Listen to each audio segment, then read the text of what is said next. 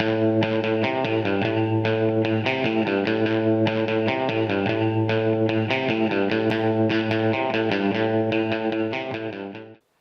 bah écoutez, maintenant que nous avons laissé les 5 minutes de grâce habituelles, je vous propose de commencer cette table ronde sur les éditeurs autres, en ce sens que autour de cette table, il y a un certain nombre de petits éditeurs, sans que le terme petit naturellement soit péjoratif. Et donc, en commençant sur ma gauche, Dimitri Pavlovski, qui a fondé qui est le fondateur des éditions de l'Homme sans nom, des éditions plutôt spécialisées dans le roman de fantasy. Brice, Brice Tarvel, Brice Tarvel. C'est Brice Tarvel et son alter ego noir. Euh, Robert Darvel des éditions du Carnoplast, ce qui, pour les amateurs, signifie qu'il est il fut un lecteur de Gustave Le Rouge totalement traumatisé par Le prisonnier de la planète Mars et le docteur Cornelius, et donc qui présente la particularité d'éditer des fascicules comme on le faisait jusqu'à la guerre de 39, jusqu'en 38, et comme seuls les Allemands le font encore. Et donc, ce qui est un bel effort pour remettre au goût du jour une certaine littérature populaire. À ma droite, Thomas Bauduré et Christophe Thiel, qui ont fondé les éditions Malpertuis, dont on peut dire qu'elles sont peut-être plutôt orientées sur le fantastique, plutôt orientées sur le fantastique, eux-mêmes défenseurs d'une part de la nouvelle, mais maintenant aussi, il faut le dire, du roman. Commence aussi le roman, et moi-même, donc, qui serai à la fois l'animateur de cette table ronde et qui en même temps ait le plaisir de représenter, grâce à ma double casquette, les éditions Rivière Blanche, qui, comme leur nom l'indique, ont été fondées par Jean-Marc L'Officier et Philippe Ward, deux admirateurs de la collection Anticipation du Fleuve Noir, d'où le terme Rivière Blanche, et une maquette que vous pouvez voir qui évoquera à grand nombre d'entre vous ce que cette collection fut anciennement. Donc, peut-être pour commencer, alors ce qu'il y a d'intéressant, c'est qu'en fait, ça représente en même temps quatre approches et quatre philosophies, je dirais, éditoriales fort différentes. Alors, on peut peut-être commencer avec le petit dernier, euh, en ce sens que les éditions de l'Homme sans nom, vous les avez fondées en 2009. Donc, peut-être, c'est beau de se lancer dans l'édition. Donc peut-être pourriez-vous nous en parler un petit peu plus? C'est vaste comme sujet, je vais faire assez vite. Oui, vous avez 10 minutes. Juste en résumant très rapidement comment je suis venu là, j'ai travaillé en maison d'édition de manga en tant que secrétaire d'édition, donc on touche à plein de choses. J'étais moi-même un énorme lecteur de littérature de l'imaginaire, et quand ça s'est arrêté dans la maison d'édition où j'étais, je me suis dit pourquoi pas lancer un projet, aller chercher de jeunes auteurs français et proposer une littérature de l'imaginaire populaire de qualité. Voilà, avec un goût pour les sagas, pas forcément trop longues, parce que c'est vrai que les lecteurs ont tendance à se lasser assez vite, mais pouvoir proposer des choses qu'on n'a pas forcément l'habitude de voir, et prendre un créneau qui au final est extrêmement complémentaire avec mes collègues ici présents. Et en vous orientant sur la découverte de nouveaux auteurs. Tout à fait, je prospecte énormément en matière de jeunes auteurs français. Ça a d'ailleurs tellement bien marché que j'ai dû fermer les soumissions de manuscrits, étant donné que j'en ai encore 300 à traiter. Comme nous disions tout à l'heure, il y a toujours un ou deux talents géniaux dans le lot, donc on lit tout avec beaucoup d'attention pour ne pas louper quelque chose, et on trouve régulièrement des perles d'écriture et des auteurs avec lesquels on fait un bout de chemin ensemble. C'est vrai que c'est une très belle aventure humaine et créative. Donc vous travaillez au coup de cœur. Tout à fait, exclusivement. Coup de cœur sur le texte et en complément coup de cœur humain. Si j'ai un texte que je trouve très intéressant, mais que le contact avec l'auteur n'est pas parfait, je peux me dire je vais laisser le texte de côté, parce que je considère que, surtout à l'échelle d'une petite maison d'édition, les rapports humains sont vraiment capitaux.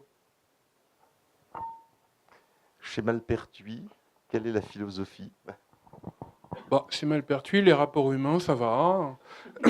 Non, la philosophie, c'est une ligne éditoriale qui est avant tout sur le fantastique, je ne sais pas si on se vous voit ou si on se tutoie.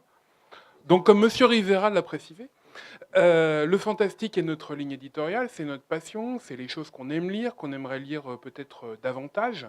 On sait qu'il y a suffisamment de débouchés éditoriaux pour des genres tels que la fantasy, etc., qui ne sont pas forcément notre domaine de prédilection. Le fantastique, à notre avis, méritait plus que ça. Le point de départ de Malpertuis, c'était en fait deux projets différents. Il y en avait un qui était le mien et un qui était celui de Thomas, donc je vais dire un mot du mien d'abord. Le projet, c'était ça. C'était un livre qui date de 1895, qui s'appelle Le Roi en jaune, de Robert Chambers, qui n'existait pas vraiment dans une bonne version en traduction française. Alors, il y a depuis assez peu de temps une série télé qui va sans doute sortir en France dans pas longtemps, qui s'appelle True Detective, et qui repose sur des énigmes et des mystères qui sont en rapport avec ce livre, qui lui ont redonné donc une certaine notoriété, une certaine actualité. En tout cas, c'est un livre que j'ai traduit il y a déjà pas mal de temps et qui a cherché un débouché pendant un moment, jusqu'à ce que je finisse par me dire, s'il n'y a pas de débouché, j'ai qu'à en créer un moi-même. Quant à l'autre projet, je vais laisser Thomas en parler, puisque c'était le sien. L'autre projet, c'est ce qui est devenu les anthologies Malpertuis.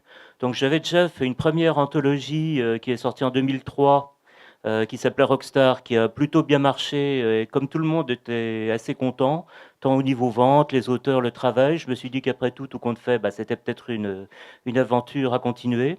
Donc c'est une anthologie annuelle. Alors question contact humain, pas tellement, parce qu'il y a des auteurs que j'ai publiés plusieurs fois sans jamais les avoir vus, sans avoir la moindre idée d'à quoi ils ressemblent. C'est uniquement petit 1, le texte, petit 2, le texte, et petit 3, le texte.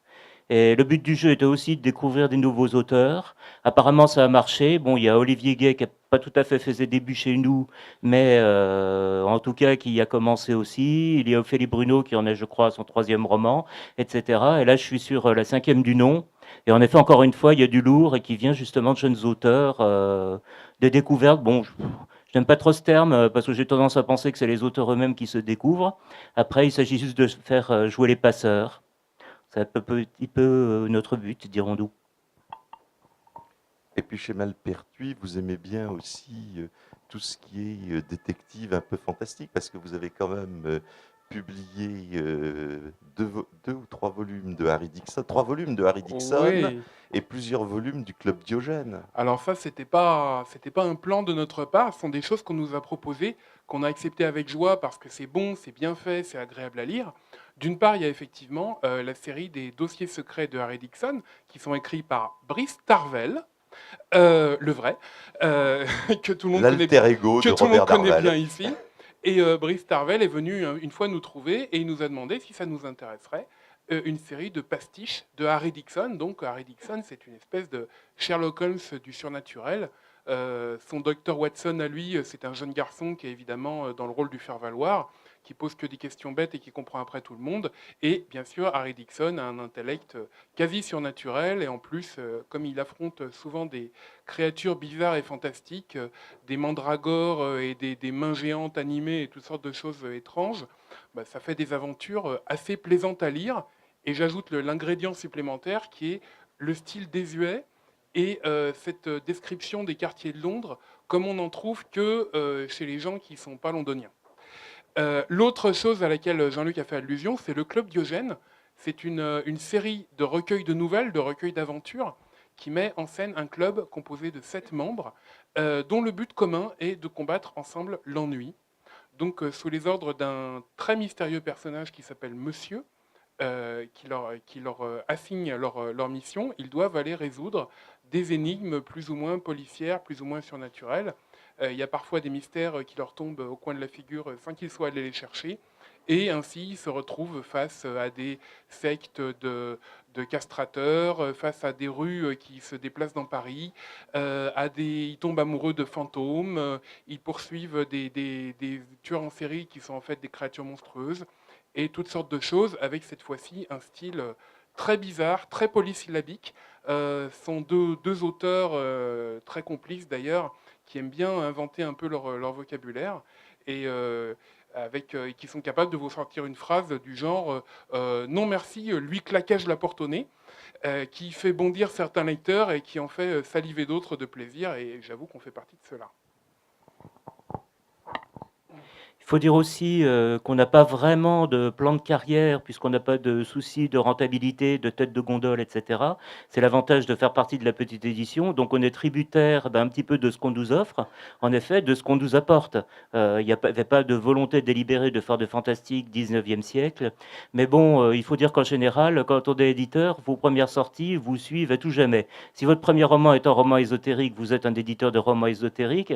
On a commis le malheur de sortir de recueils de nouvelles, deux anthologies, pardon, et ça y est, on était un éditeur d'anthologie. C'est absolument pas le cas, c'est juste que, vu qu'on avait cette réputation, on ne nous proposait que des recueils de nouvelles, mais en effet, on était plus couvert au roman, la preuve, on en a déjà sorti, on espère bien continuer. Oui, vous en avez sorti 2. Plus Le Roi en jaune. Oui, alors on peut dire un petit mot justement sur nos 2 dernières sorties qui sont des romans. L'Antre du Diable, de Jacques Fuentealba, c'est un roman qui se passe dans une ville très bizarre, qui est assez bien présentée sur la couverture d'ailleurs, qui est ni plus ni moins la capitale au sein de laquelle siège le diable en personne, et comment un chasseur de diablerie, on peut dire, se voit assigner une mission par son employeur, qui n'est autre que Dieu, qui est d'aller combattre le diable et empêcher l'apocalypse. Alors tout ça avec un style extrêmement fleuri, étrange, et des tas de choses bizarres qui se passent. Et puis, petite nouveauté pour Malpertuis, on a fait un roman jeunesse, parce qu'il s'agit de Nico Bali. C'est un auteur qu'on aime bien, dont on a déjà publié des nouvelles, et qui nous a dit, est-ce que vous voudriez bien de celui-là? Et puis on l'a lu, on a dit, mais oui, mais oui. Donc c'est l'histoire d'un jeune garçon qui, par sa curiosité, se retrouve un jour enfermé dans une espèce d'engin très bizarre avec des boulons partout. Et l'engin en question sert à aller creuser jusqu'au centre de la Terre. Donc il se retrouve embarqué dans cette aventure malgré lui. Je vais dire un tout petit mot du prochain roman, puisqu'il va sortir bientôt. Puis après, je passerai quand même la parole à mes camarades, parce qu'ils vont commencer à s'ennuyer. Le prochain roman, à nouveau, c'est une petite incursion de l'autre côté de notre ligne habituelle du fantastique. Il s'appelle Le 16e anneau du serpent. Et c'est un thriller historico-ésotérique. Si je dois ramener les choses à une référence un peu connue, je pourrais éventuellement mentionner Da Vinci Code, sauf que j'aurais envie de dire, si vous avez aimé Da Vinci Code, vous aimerez beaucoup ce livre. Si vous avez détesté Da Vinci Code, vous l'aimerez encore plus.